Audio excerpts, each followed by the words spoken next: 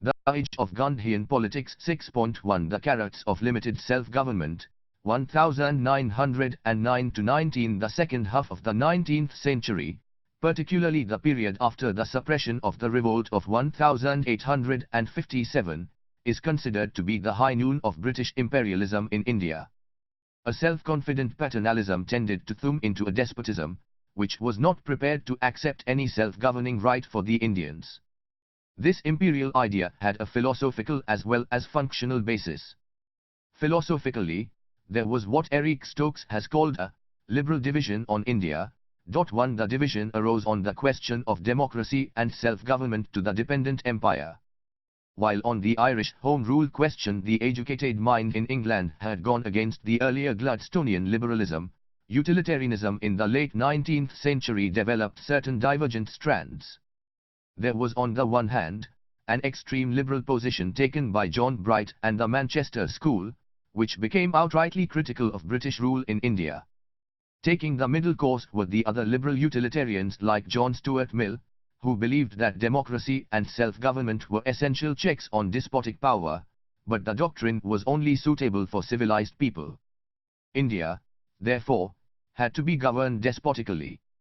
But they also inherited the optimism of the 18th century Enlightenment that human nature could be changed through proper education. So they conceived the imperial goal as an educative mission.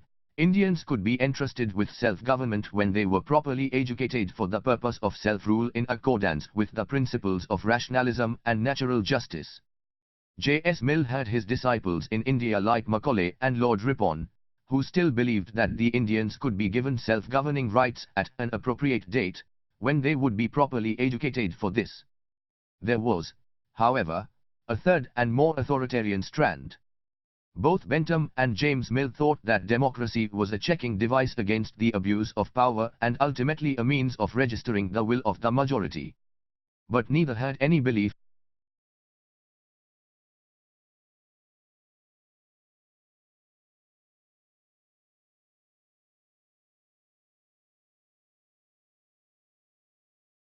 liberty for its own sake, happiness and not liberty was the end of good government. From this, an extreme authoritarian position was derived by Fitzjames Stephen, who succeeded the liberal Macaulay as the law member in the Viceroy's Council in India. He combined Benthamism with Hobbesian despotism.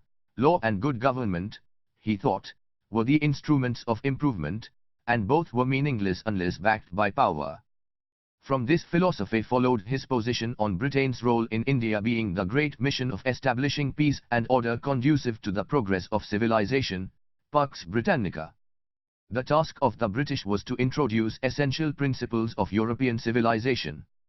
He rejected the notion that the British had a moral duty to introduce representative institutions in India. It could be conceded if only there was a strong demand from among a sizable section of the Indians.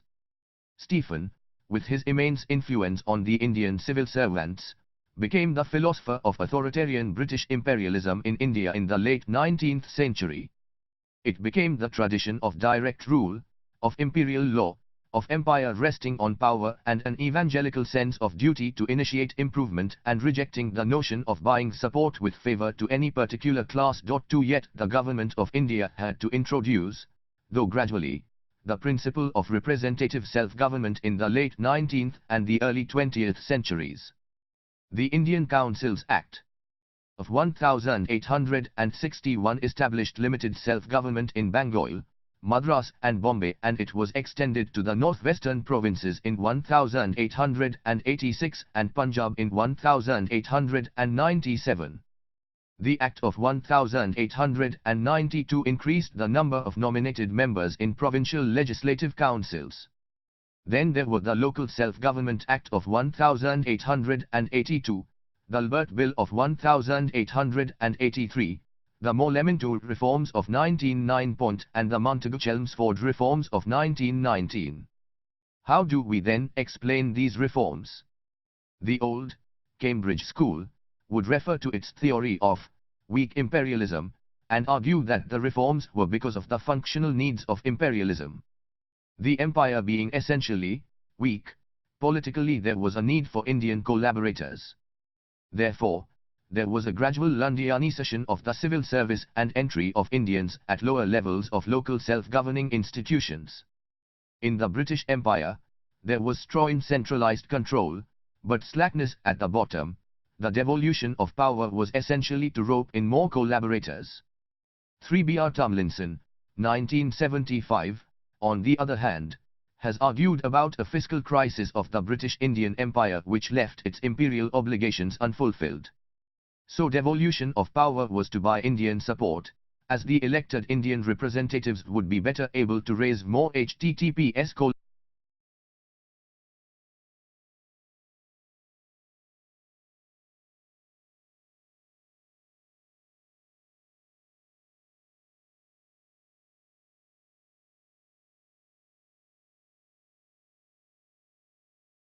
revenue and would be more judicious in spending it. This was not a very new idea in itself, as discussion about devolution on financial reasons had started as early as the late 19th century.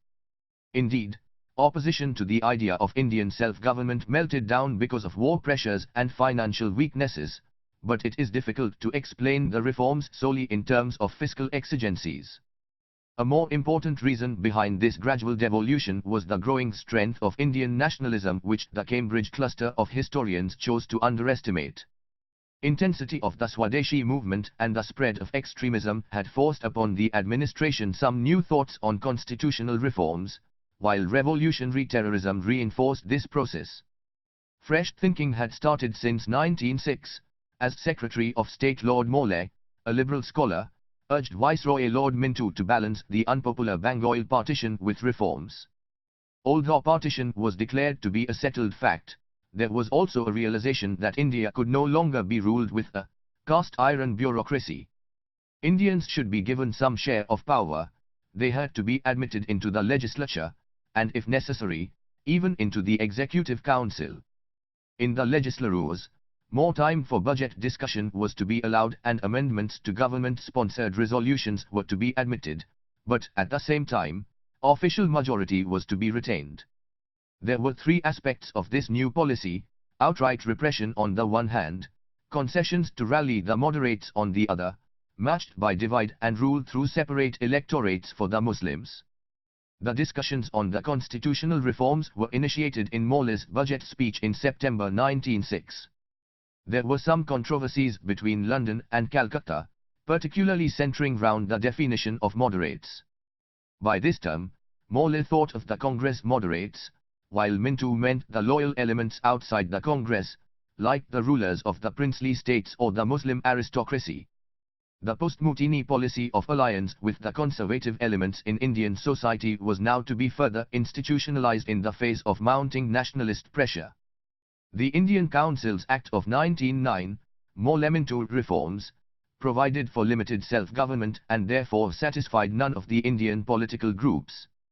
It was the most short-lived of all constitutional reforms in British India and had to be revised within 10 years. It did allow somewhat greater power for budget discussion, raising questions and sponsoring resolutions to members of legislative councils, who were to be elected for the first time. The Act introduced the principle of election, but under various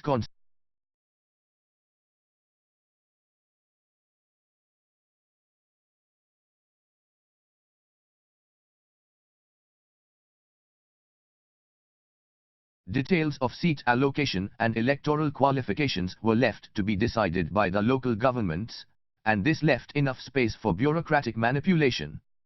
Special provision was made for additional representation of professional classes, the landholders, the Muslims, as well as European and Indian commerce.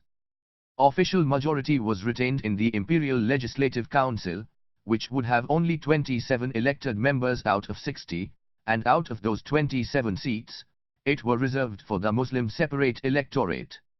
Non-official majorities were provided for in the provincial councils, but importance of this non-official majority was reduced by the fact that many of these non-officials were to be nominated by the government. The Bengal provincial legislature was given an elected majority, but 4 of the elected members were to represent European commercial interests, who were always expected to vote with the government. Finally, The electorate was based on high property qualifications and therefore was heavily restricted. There were disparities too, as income qualifications for the Muslims were lower than those for the Hindus. And above everything, the government of India was given the general power to disallow any candidate from contesting the election on suspicion of being politically dangerous. Dissatisfaction with the existing constitution and clamor for more self-governing rights increased during World War I. There was also now greater acceptance of the idea of Indian self-rule in British political circles, and this brought in important changes in British policies too. But the idea of reform perhaps originated in India, where the government had been facing the radical transformation of Indian politics on a day-to-day basis. This experience strengthened the new Viceroy Lord Chelmsford's liberal vision of enunciating the goal of Indian self-government within the empire. But as the Government of India's dispatch to the Secretary of State in November 1916 argued, this should be offered gradually, in keeping with the rate of diffusion of education, resolution of religious differences and acquisition of political experience. In other words, there was no definite timetable for devolution, but enough safeguards to protect Indians against the tyranny of their own rule. However, the ultimate goal of transplanting British parliamentary institutions in India had to be declared as the moderates in Indian politics were gradually being sidelined by the radicals. In December 1916 the Congress and the Muslim League for the first time drew up a common constitutional program at Lucknow. The beginning of the Home Rule agitation and the internment of its leader Annie Besant in April 1917 further radicalized Indian politics.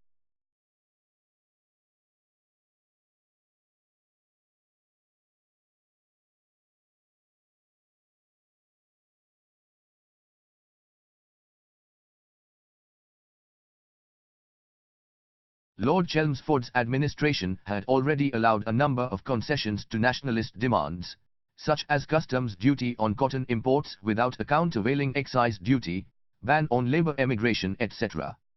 Now it was desperate for a declaration of goals for British rule in India, but nothing happened until Edwin Montagu took over as the Secretary of State for India in July 1917.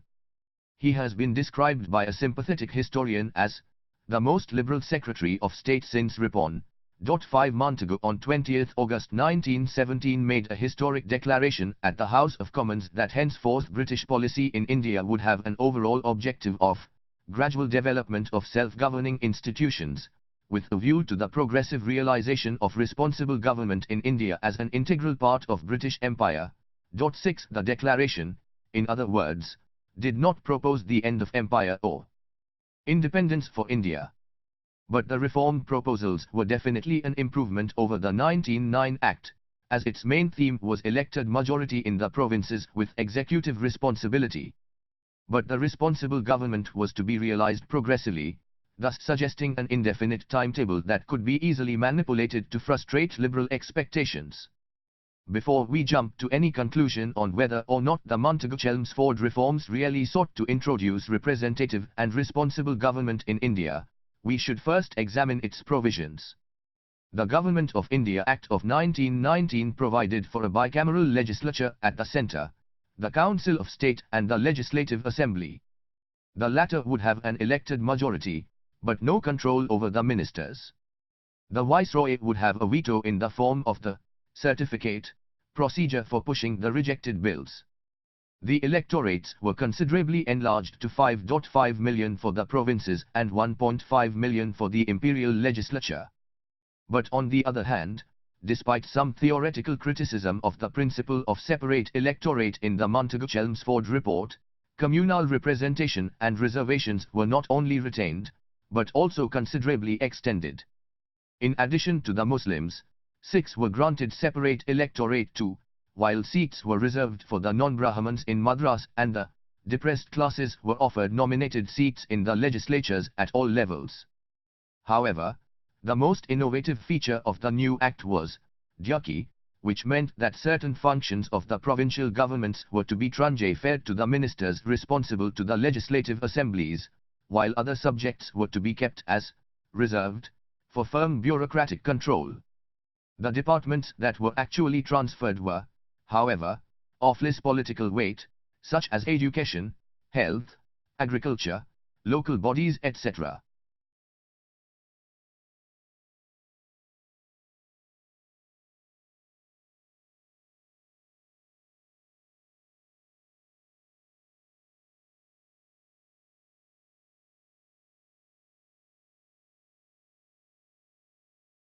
Limited funds, which would invariably discredit the Indian ministers, while more vital departments, such as law and order, finance, etc. were kept under official control. This was to some extent balanced off by the provision of parity of representation between the Europeans and Indians in the provincial executive councils. But the provincial governors too had veto and certificate powers. The revenue resources were divided between the centre and the provinces, with land revenue going to the provinces, and income tax remaining with the centre. The significance of the reform of 1919 has been assessed variously by different historians.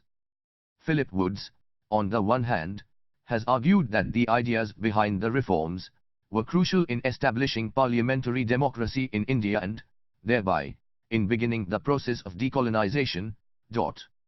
For Carl Bridge, on the other hand, these were measures to safeguard the essentials of the British position in India. 8. For Tomlinson, it was an attempt to mobilize an influential section of Indian opinion to support the Raj. 9. The major problem of the reform, as Peter Robb has identified, was its being limited by ideas of continuing British presence. 10. Many Indians by this time had moved beyond the idea of self-government within the empire. Their new goal was Swaraj, which was soon going to be defined as complete independence. The reform therefore failed to satisfy Indian political opinions, and prevent the eventual mass movement. The Cambridge School has in a different way sought to establish a connection between the constitutional reforms of 1909 and 1919 and the emergence of mass politics after World War I. As the electorate was widened, the Indian leaders were forced to operate in a democratic way and seek the support of the masses. 11. This interpretation does not necessarily explain the mass upsurge under Mahatma Gandhi. A major theme of Gandhi's non-cooperation program launched in December 1920 was the boycott of the new councils. Gandhian philosophy, as we will see, was based on a critique of Western civil society. The mass movement he engineered had an altogether different logic, as his mission was to liberate Indian politics from this constricted arena of constitutionalism.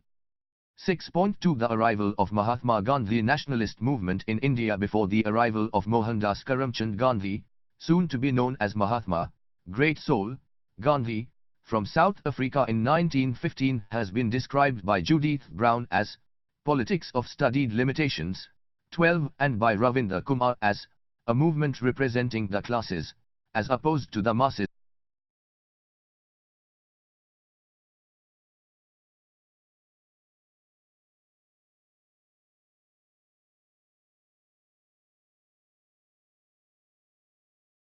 What these descriptions essentially imply is that nationalist politics until this time was participated only by a limited group of Western-educated professionals, whose new skills had enabled them to take advantage of the opportunities offered by the Raj in the form of administrative positions, seats in the district boards or legislative councils.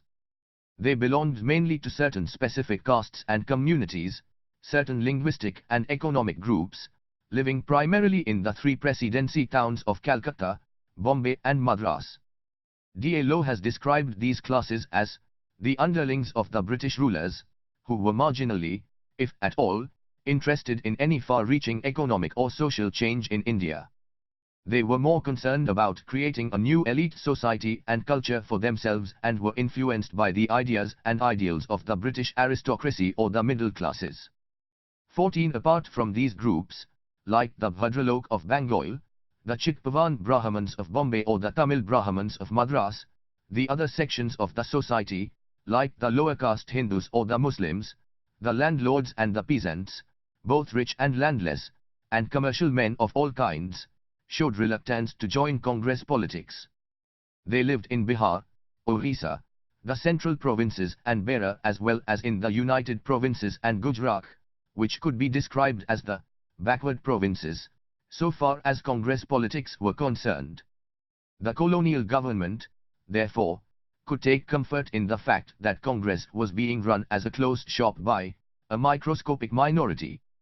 This early Congress politics was also limited in goals and rather unspectacular in achievements. The moderates after the Surat split in 1907 demanded colonial self-government, as against the extremist demand of complete independence. Their organizations were seemingly based on personality networks woven around such prominent leaders as S.N. Banerjee, P.M. Mehta or G.K. Gokhale on one side, and Bipin Pal, B.G. Leelak or Lajpat Rai on the other. In popular perception, there appeared to be no difference in principle or conviction between the two groups of leaders, apparently engaged in nothing but fruitless polemics. Both the groups had lost credibility as they had failed to achieve their stated goals. The constitutional politics of the moderates had failed to impress the British government, and that was amply reflected in the more lamentable reforms of 1909. Extremism was confined mainly to Bengal, Maharashtra and Punjab, where outbreak of terrorism allowed the government to unleash repression. Deportation and long sentences broke the rank of their leadership and forced the movement to move underground and into further isolation from the people. With extremist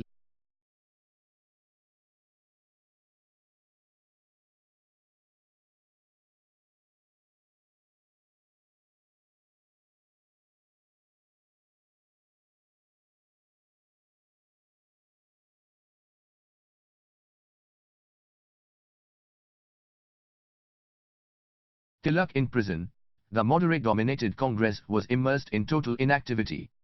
In other words, by 1915 to 17 both these two varieties of politics had reached an impasse, and when Gandhi came to encounter these politicians, they had very little room to maneuver. By contrast, Gandhi as a newcomer to Indian politics was not tainted by the failures of any of these groups. He did not have a vested interest in the political status quo and therefore more prepared to welcome a shift of power from the Western-educated elites to the hands of the masses. He had a clear vision of the pluralist nature of Indian society, but was dedicated to the ideal of a united India. For the younger generation of Indians, frustrated by the eternal squabbles between the moderates and extremists, he offered something refreshingly new. In an age of moral vacuum and physical despondency, he promised a political program that was also spiritually noble. In order to understand why Gandhi's philosophy and political program had a wide popular appeal, it is necessary to have a look at the social and economic environment of India during World War I, as it undoubtedly created a congenial context for his emergence as an undisputed leader of Indian nationalism. The most immediate outcome of war was a phenomenal increase in defense expenditure, which instead of being cut back, kept on rising even after 1919. The result was a huge national debt, which rose by more than 3 million rupees between 1914 and 1923. This meant heavy war loans and rising taxes, and since land revenue had been settled and could not be immediately enhanced, there was more indirect taxation on trade and industry. There were higher customs duties, an income tax, super tax on companies and undivided Hindu business families, excise profit tax and so on. Ultimately the burden of this new taxation fell on the common people, as it resulted in a phenomenal price rise. According to official calculations, price index on an all-India level rose from 147 in 1914 to 281 in 1920, 1873 as the base year. This unprecedented price rise was partly due to indirect taxes, partly due to transport and other economic dislocations. There was underproduction of food crops during the war period, caused by two extraordinary crop failures in 1918 to 19 and 1920 to 21, affecting large areas of United Provinces, Punjab, Bombay, Central Provinces, Bihar and Orissa. And when there was already serious shortage of food for home consumption, export of food to feed the army fighting abroad continued. This resulted in near famine conditions in many areas, where the miseries of the people were further compounded by the outbreak of an influenza epidemic.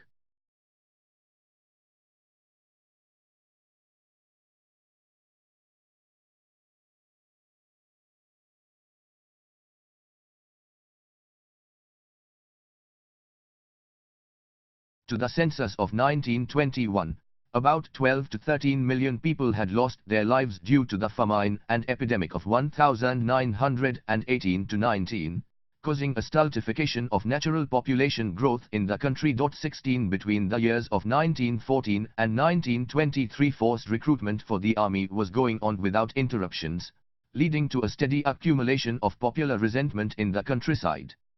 More so, because all the sections of rural society had already been affected by the economic impact of war. While prices of industrial and imported goods and food crops were rising, affecting poor peasantry, that of exported Indian agricultural raw materials did not increase at the same pace. The outcome was a decline in export, rising stockpiles and falling acreage for commercial crops, causing a crisis in the market in 191-7 to 19. This adversely affected the richer peasantry. During this period, there was a marked increase in the number of peasant proprietors being dispossessed and turned into tenants at will, and land passing into the hands of the non-cultivating classes. This process was intensive and more dearly visible between 1914 and 1922 in Madras and United Provinces. In some areas, the mounting economic distress of the peasantry found expression in organized peasant protests, such as the Kisan Sabha movement in UP, which started in 1918. The other major economic development during World War I was the growth of industries. Due to fiscal requirements, economic necessities and nationalist pressure, there was a change in official policy towards industrialization, leading to noticeable developments in the jute and textile industries. While the jute industry developed mainly with British capital, it was Indian capital that was involved in the textile industry in Bombay and Ahmedabad. Here the big industrial magnates remained loyal to the British, as they were dependent on exports and on government assistance for keeping the prices of raw cotton low and in dealing with labor unrest. By contrast, the small and middle traders had a series of grievances against the wartime taxes and the fluctuating rupee-sterling exchange rates. The other important result of industrialization was an expansion of the working class. According to census figures, the number of workers in the organized industries increased by 575,000 between 1911 and 1921, and this expanding working class was really hard hit by the extraordinary price hike of this period. The wartime and the post-war periods witnessed super profits for businessmen, but declining real wages for the workers. In cities like Lahore or Bombay, the average cost of living for workers had increased by 60 to 70%, while wages rose by only 15 to 25%.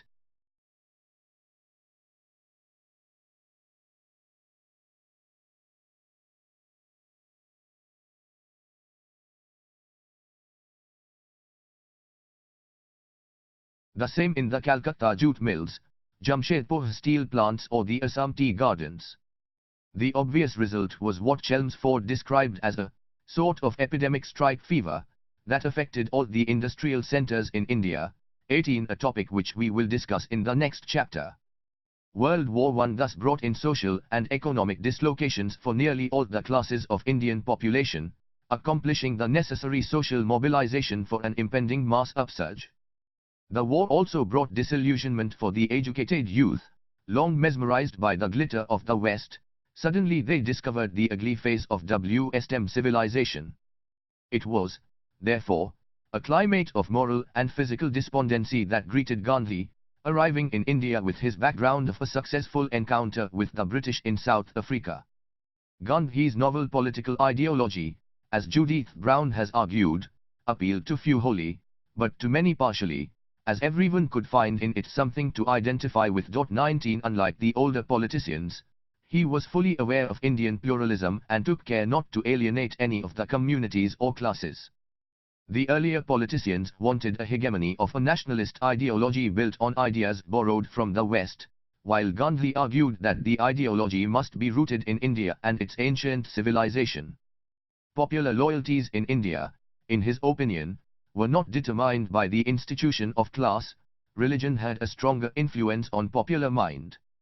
He therefore successfully used religious idioms to mobilize the masses. But this was not revivalism of the earlier politicians, as he was not referring to history, but to religious morality. His goal was a moral goal, and therefore, utopian goal, unattainable and ever elusive. He talked about Swaraj as his political goal, but never defined it, and therefore could unite different communities under his umbrella-type leadership. Inclusivism became identified as Gandhi's unique style of pollinx, which was based on a recognition of the diversities of India.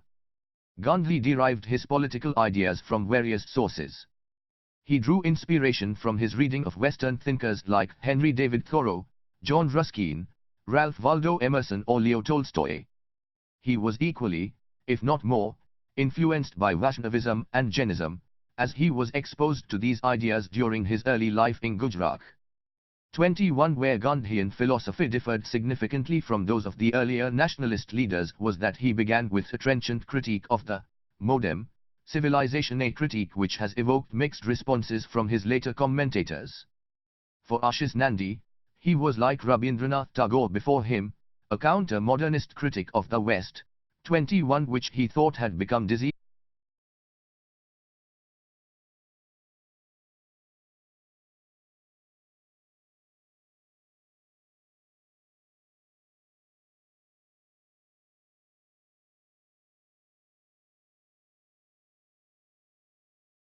of its disproportionate power and spread, and by arguing this, Gandhi threatened the internal legitimacy of the ruling culture.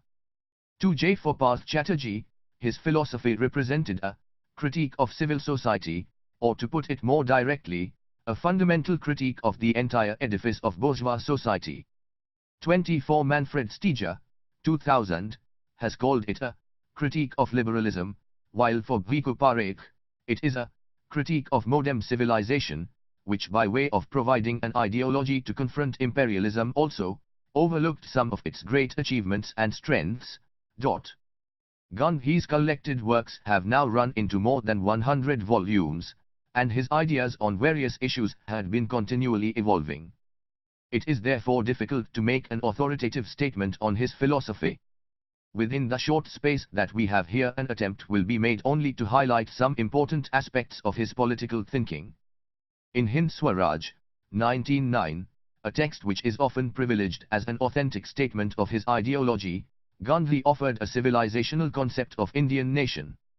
The Indians constituted a nation or praja, he asserts, since the pre-Islamic days. 26 The ancient Indian civilization, unquestionably the best, was the fountainhead of Indian nationality, as it had an immense assimilative power of absorbing foreigners of different creed who made this country their own.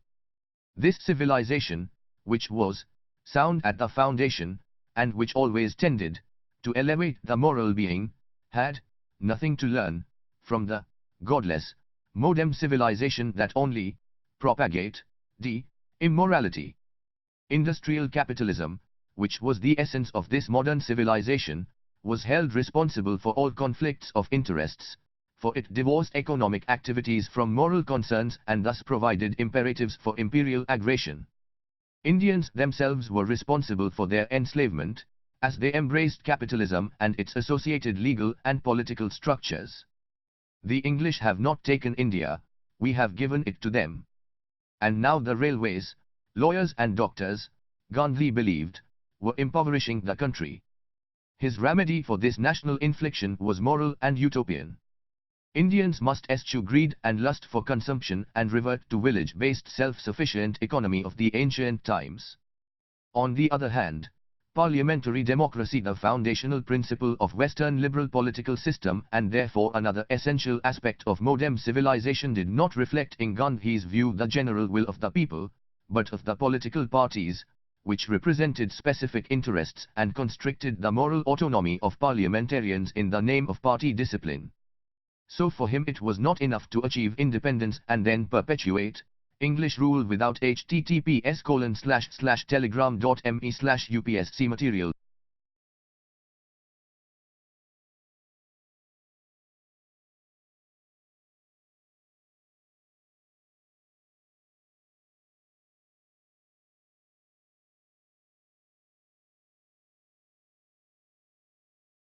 The Englishman, it was also essential to evolve an Indian alternative to Western liberal political structures.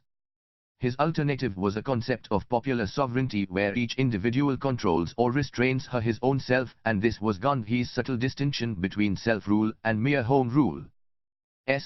Swaraj, Gandhi asserted, has to be experienced by each one for himself.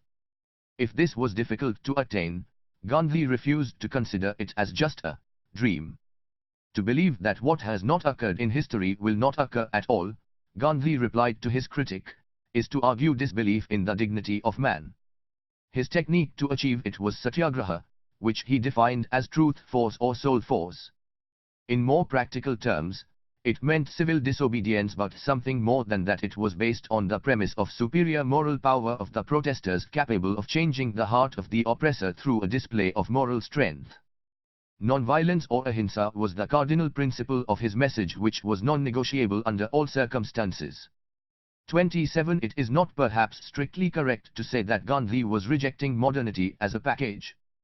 Anthony Parale notes in his introduction to Hind Swaraj that this text is presented in the genre of a dialogue between a reader and an editor, a very modern figure, with Gandhi taking on this role. Throughout his career he made utmost use of the print media, editing Indian Opinion during his South African days, and then Young India and Harijan became the major communicators of his ideas. And he travelled extensively by railways while organizing his campaigns. Yet, by offering an ideological critique of the Western civilization in its modern phase, Gandhi was effectively contesting the moral legitimacy of the Raj that rested on a stated assumption of the superiority of the West. So far as his methods were concerned, Parth Chatterjee has argued that they gave Gandhi immense maneuverability in terms of real politics. There was an implicit recognition of an existing disjuncture between morality and politics. The concept of ahimsa could bridge this gap. Failures could be explained either in terms of the loftiness of the ideal or in terms of imperfections of human agency. 29 But this ontological space for maneuvering notwithstanding, this problem of reconciling the principles of nonviolence with the realities of nationalist movement proved to be a perpetual dilemma that Gandhi had to negotiate with throughout his career as a leader of Indian nationalism, and this dilemma grew stronger over time as the movement intensified. It will be, however, misleading to suggest that Gandhi was introducing Indians to an entirely new kind of politics. The mass movement organized by Tilak in Maharashtra in the 1890s, the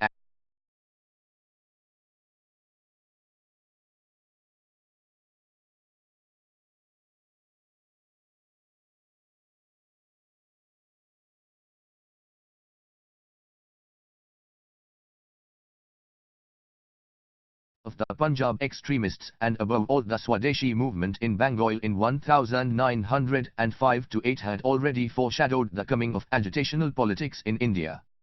And so far as mass mobilization was concerned, the Home Rule Leagues of Tilak and Annie Besant prepared the ground for the success of Gandhi's initial Satyagraha movements. Indeed, when in 1914, Tilak was released from prison and Annie Besant, the world president of the Theosophical Society, then stationed in Madras, joined the Congress, they wanted to steer Indian politics to an almost similar direction. But although Tilak was readmitted to Congress in 1915 due to Besant's intervention, they failed to reactivate the party out of its almost decade-long inertia. In frustration, Tilak started his Indian Home Rule League in April 1916 and Besant her own All India Home Rule League in September, both acting at tandem and in cooperation. The Home Rule movement had a simple goal of promoting Home Rule for India and an educative program to arouse in the Indian masses a sense of pride in the motherland. 31 By 1917-18, when the government came down heavily upon the Home Rule Leagues, they had a membership of about 60,000 all over India, most importantly, in areas like Gujarat, Sindh, United Provinces, Bihar and parts of South India, which did not in the past participate in nationalist movement. Yet, although their impact fell on a much wider community outside its direct membership, the leagues ultimately could not bring in mass agitational politics in India. In Madras, Maharashtra and Karnataka, despite some untouchable support, the leagues being under Brahman domination, invited the opposition of the non-Brahmins. But more significantly, Annie Besant, who was made the Congress president in 1917, began to take a conciliatory attitude towards the moderates, particularly after the announcement of the Montagu-Chelmsford reform proposals, and put the passive resistance program on hold. This frustrated the young extremist leaders who provided her main support base, and the Home Rule Leagues soon became different. Nevertheless, many of the local leaders of Gandhi's early satyagrahas came from Home Rule League background, and they used organizational networks created by the leagues. While any Besant failed, Gandhi succeeded in uniting both the moderates and extremists on a common political platform. In the divided and contestable space of Indian politics, he could effectively claim for himself a centrist position, because he alienated neither and tactically combined the goal of the moderates with the means of the extremists. He adopted the moderates' goal of Swaraj,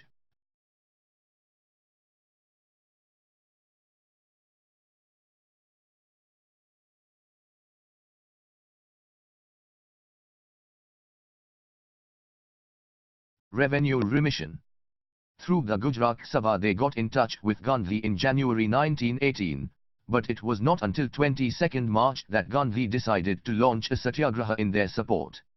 Even then, it was a patchy campaign, as it affected only a few villages. Often the peasants capitulated to government pressure, and often they crossed the boundaries of Gandhian politics of non-violence. By April the Bombay government partially fulfilled the peasants' demands by not confiscating the properties of defaulting peasants who could not pay, and in June Gandhi withdrew the campaign. Here too the intervention of the Gujarat Sabha or its educated leaders like Vallabhbhai and Vithalbhai Patel was of little direct consequence, as a movement had already been started and subsequently sustained by the local leaders. Gandhi made a solid political base in the villages of Kheda district, but the support of the villagers was on their own terms.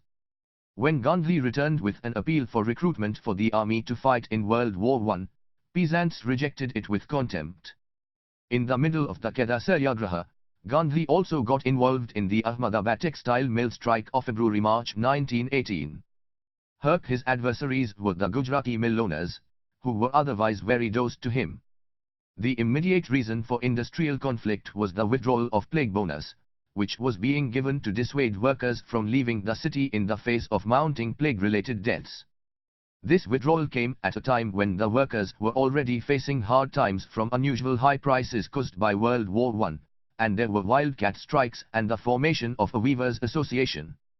Thus when labour got restive in Ahmedabad, Gandhi was invited by Anusuya Sarabhai, a social worker, and his brother Ambalal Sarabhai, the president of the Ahmedabad Mill Owners Association, to intervene as an arbitrator and diffuse the crisis.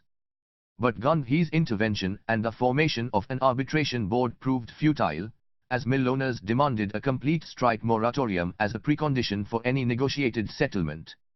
On 22nd February, when the Shrubboom mill owners locked out the weavers, Gandhi decided to champion the workers' cause, but persuaded them to tone down their demand to a wage hike of 35%, instead of their original demand of 50%. He and his Sabarmati Ashram volunteers mobilized the workers and held regular meetings where initially thousands attended. But as the impasse continued, the mill owners stood their ground and the workers began to lose their morale. Gandhi now used his last weapon of a hunger strike. The intransigent mill owners gave in and agreed to send the matter to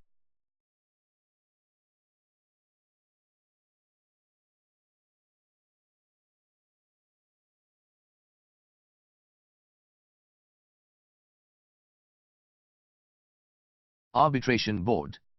Although the workers ultimately got only 27.5% wage rise, this movement went a long way in mobilizing and organizing the working classes in Ahmedabad, paving the way for the foundation of the Textile Labor Association in February 1920.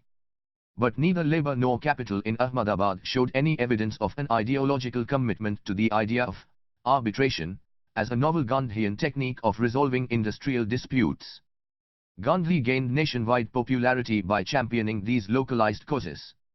Yet, if we look closely at these movements, we will find that on every occasion Gandhi was invited to provide leadership where considerable mass mobilization had already taken place under local initiative. The masses interpreted Gandhi's message in their own terms, and rumors surrounding the powers of this messianic leader served to break the barriers of fear involved in confronting formidable enemies. And everywhere the masses pushed their own agendas, much to the dislike of the elite nationalist leaders in the regions. But in the process all these regions became strongholds of political support for Gandhi, as people here responded eloquently to his later calls for political action. But once again this activism followed trajectories that were vastly divergent from the one desired by the leader. In the Rolat Satyagraha of 1919, Gandhi sought to move to a campaign that proposed to involve the entire nation, but here too we witness the same phenomenon, i.e., overwhelming mass support for Gandhi, but for reasons and considerations that were different from those of the leader. The movement was aimed against the two bills prepared by a committee under Justice S.A.T. Rolat, to provide the government with additional coercive power to deal with terrorism. One of the bills was passed in the Imperial Legislative Assembly on 18 March 1919 over the unanimous protests of the Indian members. Ever since the content of the bill was published, Gandhi proposed to resist it with Satyagraha. He was opposed to the spirit of the bill, which he described as the distrust for common men. It signified the reluctance of the government to part with arbitrary powers and thus made a mockery of the democratic constitutional reforms. Gandhi's initial program was, however, modest. Along with a few close associates, he signed a Satyagraha pledge on 24 February to disobey this and similar other unjust laws. On 26 February he issued an open letter to all the Indians urging them to join the Satyagraha. He decided to launch a nationwide movement, starting with a general strike or Bartal on 6 April. But the movement soon lapsed into violence, particularly after Gandhi's arrest on 9.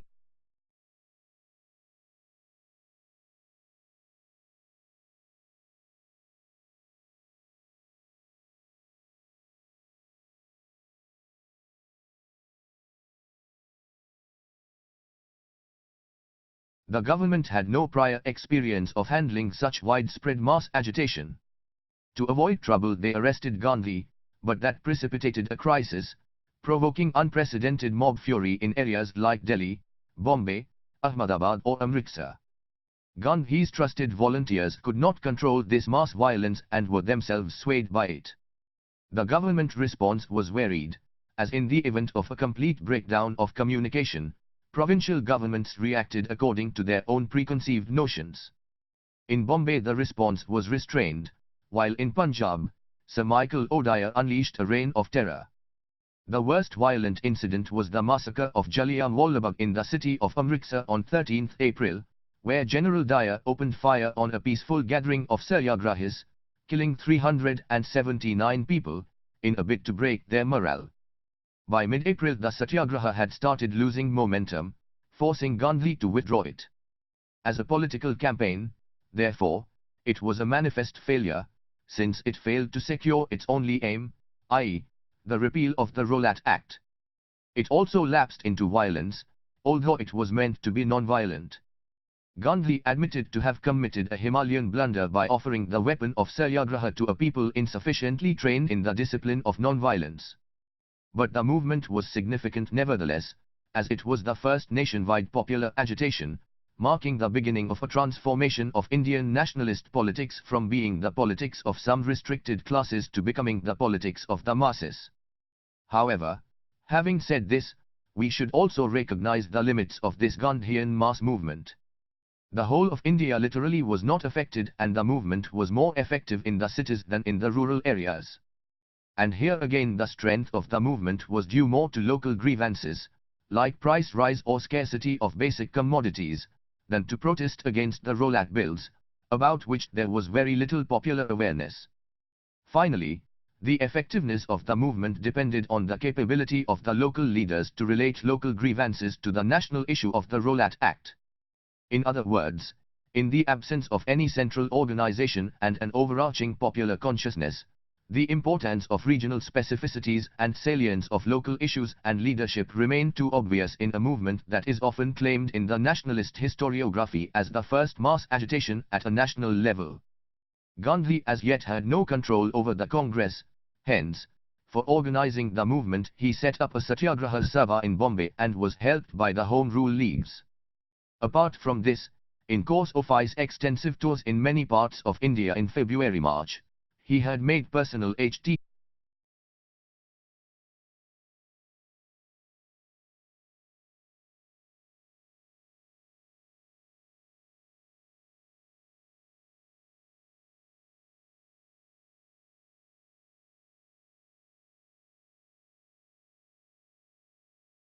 Old Students Association, and in 1913 a Quranic school in Delhi, to reach the wider Muslim community at a time when they were deeply affected, both emotionally and politically, by the Balkan Wars.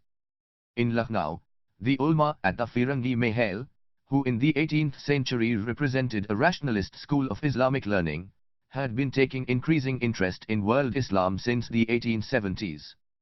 41 of them, Abdul Bari, along with the Ali brothers Muhammad and Shaukat, now opened an all-India Anjuman-e Kaaba, to unite all Indians to protect Muslim holy places. The younger Muslim leaders thus closed the distance, which Sayyid Ahmed would prefer to maintain with the ulama, as they were more eager to forge a community of believers or ummah, as opposed to Sir Sayyid's Qawm or a community of common descent. In the meanwhile, the anti-Congress and pro-government attitude of the Muslim League was also changing with the induction of younger men, like Muhammad Ali, Wazir Hassan or Abul Kalam Azad, into its leadership. Muhammad Ali Jinnah was brought in and he became a bridge between the League and the Congress. These tendencies became more prominent when Britain declared war against Turkey in November 1914. The Muslims refused to believe that it was a non-religious war, as leaders like Ali brothers with pro-Turkish sympathies were soon put behind bars. The Lucknow Pact in 1916 offered a joint League Congress scheme for constitutional reforms, demanding representative government and dominion status for India. The principle of separate electorate was accepted, and proportional representation in both imperial and provincial legislature was agreed upon. In 1917 the Muslim League supported the Home Rule agitation started by Anni Besant. But the outbreak of communal riots in Bihar, United Provinces and Bengal soon after this rapprochement revealed the continuing disjunction between the masses and their leaders. The latter's lingering faith in constitutional politics suffered a further jolt when the Montagu-Chelmsford reforms in 1919 totally disregarded the Lucknow Pact, and the Muslim University Bill passed in September 1920 provided for a non-affiliating university under strict government control. The defeat of Turkey created the spectre of Islam in danger, an issue that could be used to mobilize mass support. The result of these developments was a shift in Muslim League leadership from the moderate constitutionalists to those who believed in Islamic religious self-assertion and broad-based mass movement. The Delhi session of the Muslim League in December 1918 invited the ulama and gave them public prominence, thus for the first time bringing them directly into the political center stage.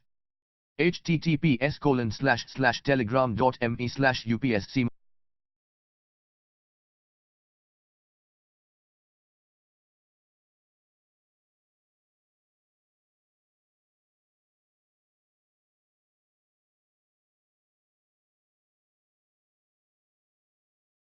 The context was thus prepared for the beginning of Khilafat Movement, the first mass agitation to forge political unity among a divided Indian Muslim community. Behind the Khilafat movement were the rumors about a harsh peace treaty being imposed on the Ottoman Emperor, who was still regarded as the Khalifa or the spiritual head of the Islamic world. The movement, launched by a Khilafat committee formed in Bombay in March 1919, had three main demands.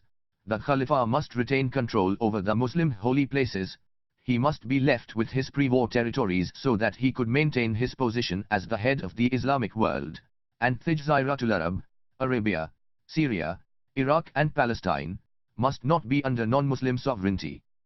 It was thus a pan-Islamic movement in all its appearance, as the cause had nothing to do with India.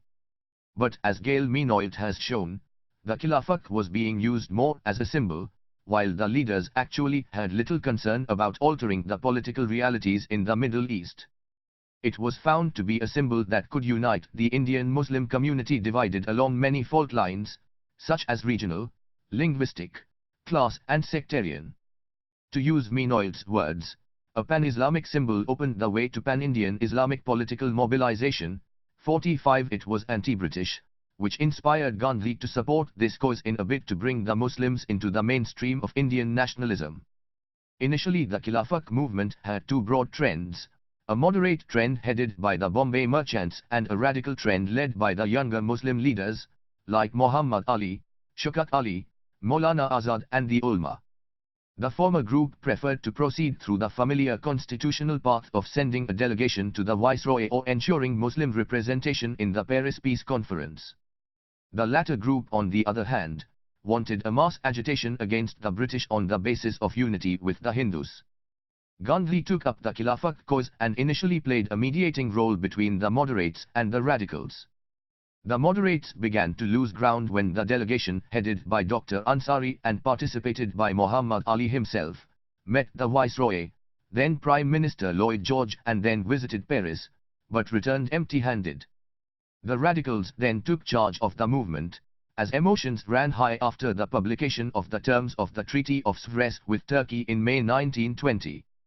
In the same month, the Hunter Commission Majority Report was published, and it did not seem strong enough in condemning General Dyer's role in the Jallianwala massacre.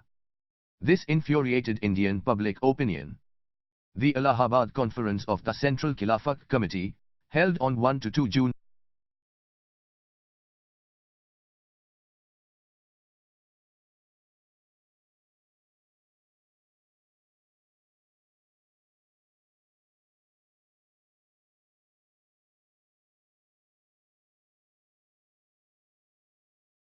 decided to launch a four-stage non-cooperation movement, boycott of titles, civil services, police and army, and finally non-payment of taxes. The whole movement was to begin with Hartal on 1st August. Muslim opinion on non-cooperation was still divided, and throughout the summer of 1920 Gandhi and Shaukat Ali toured extensively, mobilizing popular support for the program. The Hartal was a grand success, as it coincided with the death of Tilak, and from then on support for non-cooperation began to rise. Gandhi now pressed the Congress to adopt a similar plan of campaign on three issues: Punjab ruin, Khilafat ruin and Swaraj. In an article in Young India he announced that through this movement he would bring Swaraj in 1 year. He did not, however, define what this Swaraj would actually mean. The established politicians of the Congress still had their doubts about a non-cooperation program. As they had no experience in mass agitation, it appeared to be a leap in the dark. There was an apprehension that it might lead to violence which would delay the implementation of new constitutional reform, since the elections to the reformed councils were scheduled for November 1920. On the other hand, support for Gandhi's proposal for a non-cooperation movement came from the politically backward provinces and groups, which were not hitherto involved in Congress politics. Between September and December 1920 the Congress witnessed a tussle between these two growl, LPS, as neither side wanted a split and searched for a consensus. A special session of the Congress was convened at Calcutta on 4–9 September 1920, where Gandhi's resolution on non-cooperation program was approved over a qualifying amendment from Bipin Chandra Pal of Bengal, and despite stiff opposition from the old guard,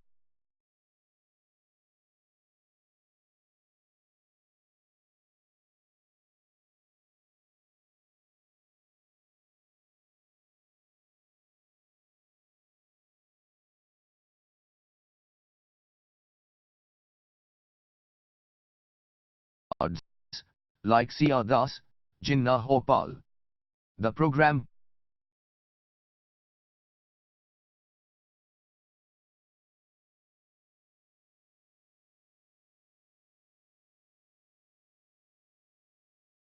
provided for surrender of government titles, boycott of schools, courts and councils, boycott of foreign goods, encouragement of national schools, arbitration courts and khadi, homespun cloth.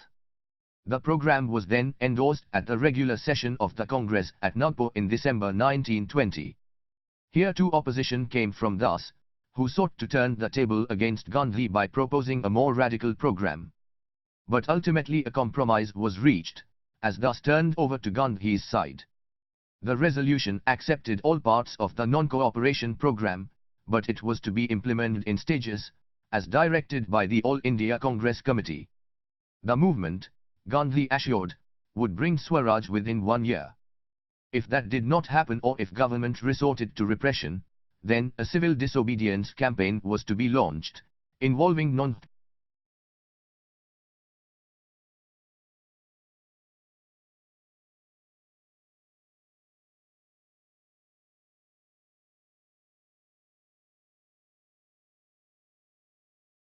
and recruiting an equal number of volunteers. Gradually, the movement became more militant, with the beginning of boycott and organization of public bonfires of foreign cloth. A nationwide strike was observed on 17 November, the day the Prince of Wales arrived in India on an official visit. On that day Bombay witnessed the outbreak of the first violent riot of the movement, targeting the Europeans, Anglo-Indians and the Parsis in the city. Gandhi was incensed. Full-scale civil disobedience or a no-tax campaign was postponed. It was decided that an experimental no-revenue campaign would be launched at Bardoli in Gujarat in February 1922. The venue was carefully chosen, as it was a riotwari area, with no zamindars and therefore no danger of a no-revenue campaign snowballing into a no-rent campaign tearing apart the fragile coalition of classes. But this never happened, as before that the non-cooperation movement was withdrawn. The extent of success of the non-cooperation movement would not definitely give Gandhi total satisfaction. Middle-class participation was not spectacular, as revealed in the figures for school, colleges and court boycotts, while peasant and working-class participation was more impressive. Except in Madras, council election boycott was more or less successful, with the polling average being 5 to 8%. Economic boycott was more intense and successful, as the value of imports of foreign cloth dropped from 1,020 rupees million in 1920 to 21 to 570 rupees million in 1921 to 22. The import of British cotton piece goods also declined from 1,292 million to 955 million yards during the same period. 51 Partly responsible for this success was trader participation, as the businessmen pledged not to indent foreign cloth for specific periods. During the period 1918-22, while the large industrialists remained anti-non-cooperation and pro-government, the Marwadi and Gujarati merchants, aggrieved by the falling exchange rates and the taxation policy of the government, remained fairly consistently pro-nationalist. 52 However, their refusal to import foreign cloth might have also been due to a sudden fall in rupee-sterling exchange rates that made import extremely unprofitable. P production of handloom, on the other hand, also increased, but no definite statistics are available for that. Together with non-cooperation, there were other associated Gandhian social movements, which also achieved some success. Temperance or anti-liquor campaign resulted in significant drop in liquor excise revenue in Punjab, Madras,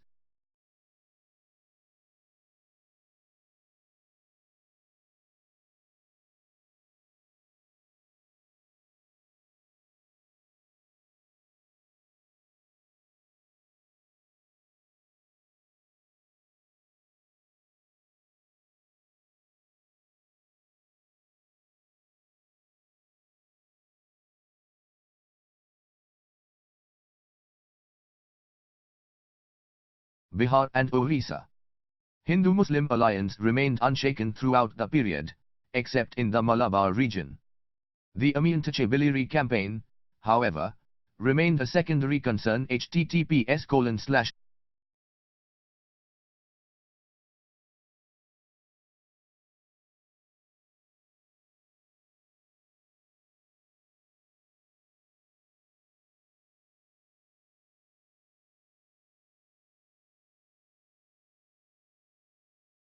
The congressman, though for the first time Gandhi had brought this issue to the forefront of nationalist politics by inserting in the historic 1920 resolution an appeal to rid Hinduism of the reproach of untouchability.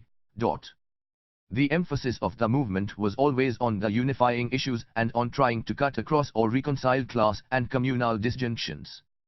The most significant aspects of the non-cooperation movement were, however, its uneven geographical spread and wide regional variations. First of all, it was marked by the involvement of regions and classes that did not participate in the past in any movement initiated by the Congress.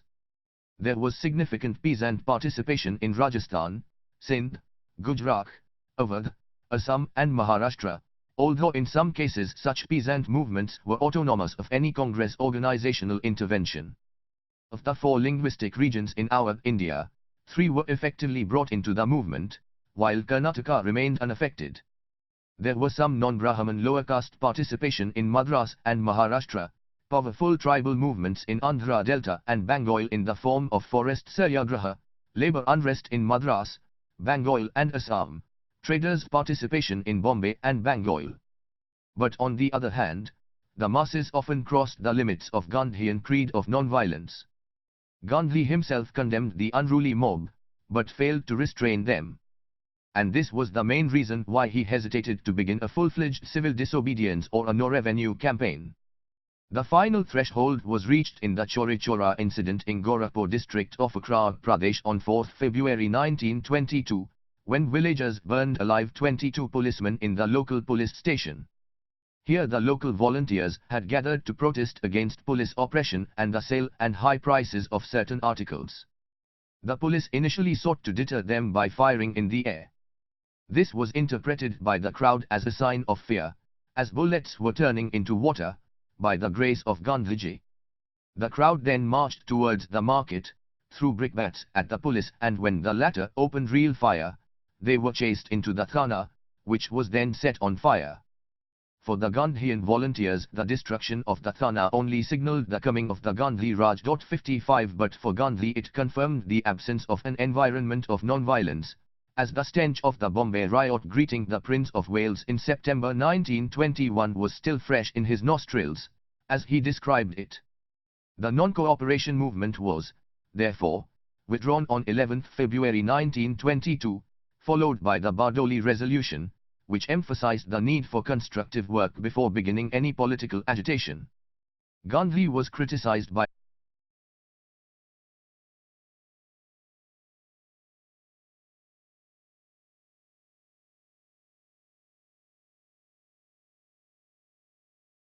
congressmen, particularly the younger elements, for withdrawing the movement when it had reached its peak.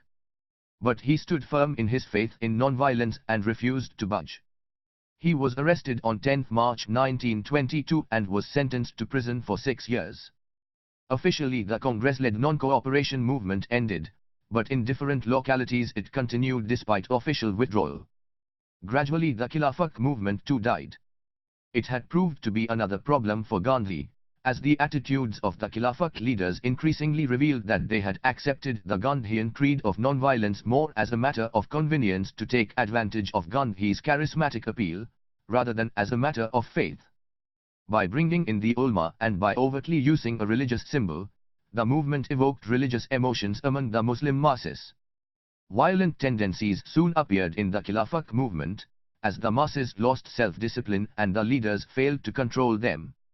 The worst-case scenario was the Mullah Uprising in Malabar, where the poor Mullah peasants, emboldened by the Khilafat spirit, rose against the Hindu moneylenders and the state. 56 There was also factionalism within the Khilafat committee, as the breach between the ulama, allied with the radical leaders who wanted to move beyond non-violence, and the moderates who preferred to stay with Gandhi, began to widen. There were differences between Gandhi on the one hand and the Ali brothers and Abdul Bari on the other over the issue of escalating use of religious rhetoric. By the end of 1921, with the outbreak of the Mullah Uprising in Malabar, followed by other communal riots in various parts of the subcontinent in 1922-23, there was a visible breach in the Hindu-Muslim alliance. The symbol itself, around which Muslim mass mobilization had taken place, soon lost its significance, as a nationalist revolution in Turkey abolished monarchy or the Khilafat in 1924. In India the Khilafat movement hereafter died down, but the religious emotions which it had articulated continued to persist, matched by an equally militant Hindu radicalism. The non-cooperation Khilafat movement, however, raises many issues about the nature of mass movement in India under the leadership of the Gandhian Congress. In different regions, as we have noted earlier, the movement took different shapes. In all the regions the movement was initially confined to the cities and small towns, where it was primarily dependent on middle-class participation that gradually declined. There was low turnout at the council election almost everywhere, but an exception was Madras, where very few candidates actually withdrew and the Justice Party returned as a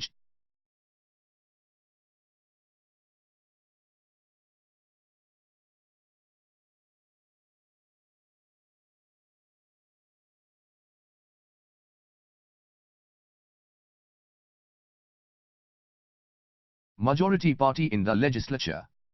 In Madras, the movement witnessed from the very beginning a Brahman-non-Brahman conflict, as the Justice Party launched an active campaign against the Brahman Congress and its non-cooperation program and rallied in support of the Montagu-Chelmsford reforms. Because of this resistance, the boycott of foreign cloth was also much weaker in the Tamil regions than in other provinces of India. S1 The development of national schools and arbitration courts and khadi did not succeed everywhere either. In Nagpur division, for example, the inadequacy of national schools forced students to get back to government educational institutions. As arbitration courts became defunct, lawyers got back to their usual legal practice. 59 In most areas, khadi was 30 to 40% more expensive than milk cloth, resulting in its unpopularity among the poor people. 60 In many cases, such as in the small towns of Gujarat, mobilization depended on local issues, like temple politics, control over municipalities or control over educational institutions. Or in the South Indian towns, grievances against rising municipal taxes or the income tax. In Tamil Nadu, the success of the temperance movement depended on various social motives, such as the Sanskritising tendencies of the upwardly mobile castes and local factionalism. 2 In some other areas, mobilization to an extent depended on personal influence of local leaders, such as C.R. Das in Bengal, whose personal sacrifice of giving up a lucrative legal practice, for example, inspired the younger generation. 3 In Punjab, on the other hand, the Akali movement has been described by Richard Fox as representing the largest and longest application of the Gandhian program of satyagraha, or non-violent resistance. 1164 However, if we look closely at this movement, we will find that it had very little direct relevance to his non-cooperation program. Tracing its origins from the wider reformist Singh Sabha movement of the late 19th century, Sikh Chapter 5.2, this particular campaign started in October 1920 when a Shiromani Gurudwara Prabandhak Committee, SGPC, was formed. Its aims were to reform the Sikh Gurudwaras and to reclaim control of the Sikh shrines from the hands of the government-manipulated loyalist committees that included non-Sikhs. In December, as an auxiliary of the SGPC, the Akali Dal was formed to coordinate Jalathas to wrest control of the shrines, the name Akali, servants of the eternal God, being derived from the small band of martyr warriors formed to defend the faith during the time of Ranjit Singh. 65 Already irritated by the administration of martial law and the Jallianwala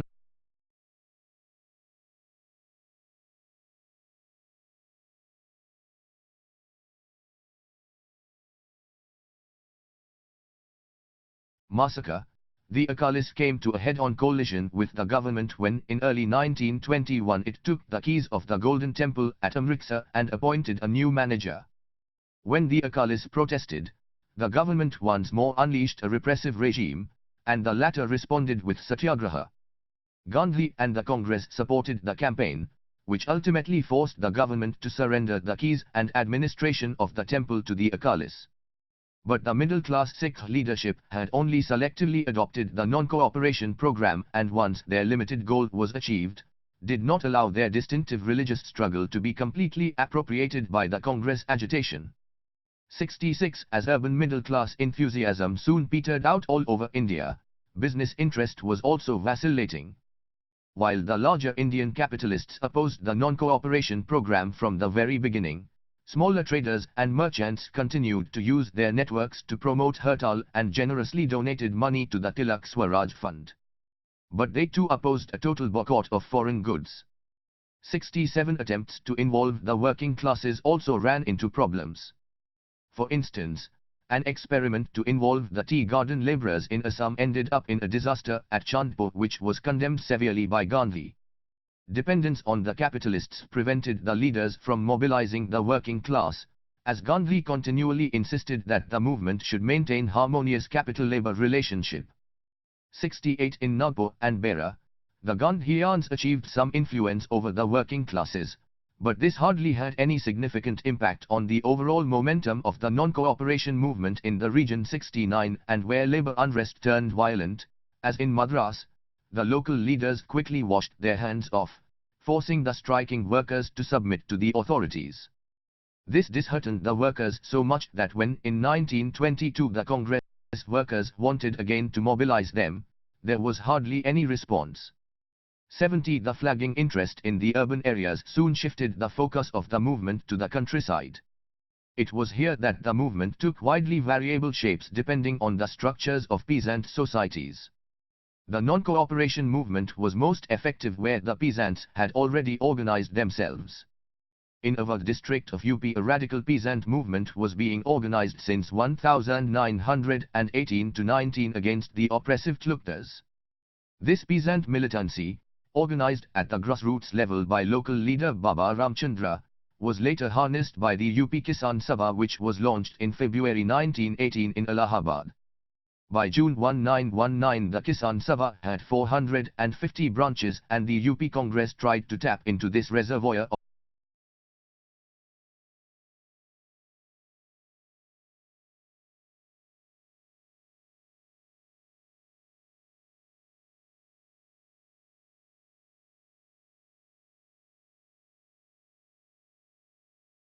militancy by tagging the movement to the non-cooperation campaign in the province. 71 In North Bihar too, the Congress movement became most powerful in those areas which witnessed the previous anti-planter agitation, Swami Viswananda's campaign and Kisan Sabha activities. In the Midnapur district of Bengal, the Mahishya peasants had been organized in 1919 against the Union Board taxes by a local leader B.N. Susmal. Later on this movement too merged into the non-cooperation campaign.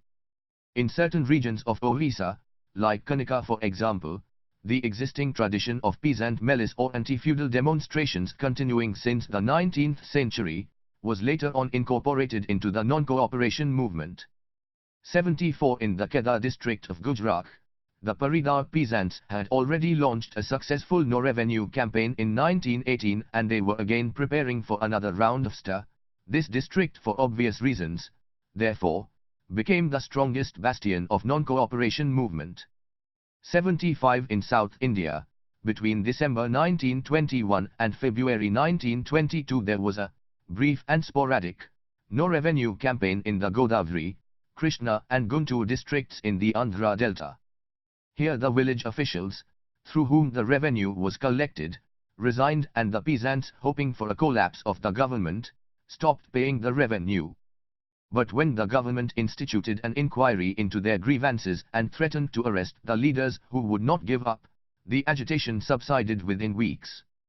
In both these cases, the momentum of the agitations was slowly mounting for quite some time, at least since 1918-19, and these were then integrated into the non-cooperation movement. 76 In other areas, where there was no prehistory of peasant mobilization, the response of the countryside was rather muted. This shows that it was the internal dynamics of the regions that accounted for the success of the non-cooperation movement, rather than the Congress mobilizing an as yet inert peasantry into an organized nationalist campaign. The non-cooperation movement remained more under the control of the Congress leaders, where there were homogeneous and dominant peasant communities holding sway over lower caste agricultural laborers, such as the Mahishya peasant caste in Bengal or the Patidar peasant caste in Gujarat. Here local leaders had greater control through caste organizations and other community and kinship networks. Even here, the peasants showed considerable self-initiative. The Paridar peasants had started a no-revenue campaign even without the formal approval of the Congress. Then the withdrawal of the movement so disheartened them that when their leaders wanted to mobilize them again in 1922, they simply refused to.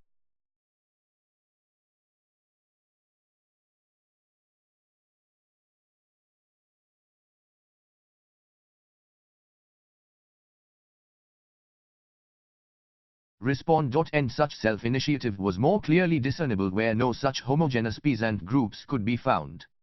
In some parts of Orissa, for example, peasants stopped paying rents and 4-cent taxes against the wishes of their local Congress leaders and continued their stir even after its formal withdrawal by the Congress. 71 Elsewhere, in Awadh for example, where there was more cross-caste mobilization, the peasants were more uncontrolled. They interpreted Gandhi in their own varied ways and tried to combine the nationalist movement with their own struggle against Tlugtari oppression. Attacks on Tlugtari property increased in the winter of 1921-22 and the Congress found it too difficult to control. Gandhi visited UP and criticized the peasants for turning violent, but with no appreciable results. So the Congress decided to abandon it. Baba Ramchandra was arrested and the movement was severely repressed, but the local Congress did not raise a finger. 79 For the peasants in Gorakhpur, for instance, Gandhi represented a symbol of deliverance from day-to-day oppression. There were rumors all around which showed that to the peasants Swaraj meant a millennium, a utopian state where there would be no rent, no revenue, no repayment of loans, no zamindar or tlugtar. It was a situation which the peasants in their imagination had always desired. Gandhi had thus appealed to their imagination and fired them into action. Times O on the other hand, in Punjab after the Amritsar victory the Akali campaign moved to the countryside, wresting control of the Guru Ka Bagh shrine in November 1922, i.e., long after the non-cooperation movement had been formally withdrawn. By January 1923 they had taken control of about 100 shrines, and then in September, when the government deposed the ruler of the princely state of Nabar for his alleged support to the Akalis, the latter launched a militant anti-colonial campaign in Jaito for his restoration. During its rural phase the Akali movement at various places crossed the boundary of non-violent movement, and the peasants openly defied the authority of the Raj. Gandhi withdrew his support at this point as he disapproved of the campaign for the deposed Nabar ruler. The government now came down heavily on the Akalis, but ultimately patched up a compromise for fear of affecting the loyalty of the Sikh soldiers. The Gurudwara Reform Act of 1925 restored the control of the shrines to Sikh management. But as the movement was withdrawn, the rural protesters felt betrayed. 11 Gandhi also appealed to the millennial dreams of the Indian tribal population who got involved increasingly in the wider politics of the nation, although on their own terms. In tribal areas, building on the https://telegram.me/upsc materials https://telegram.me/freeopsk materials https://telegram.me/material for exam.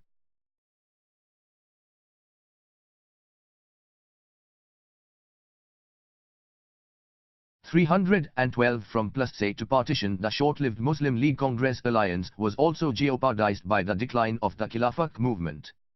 The Muslim League itself became divided among the supporters of joint electorate and separate electorate. Communal riots broke out in Kohat in the northwestern frontier.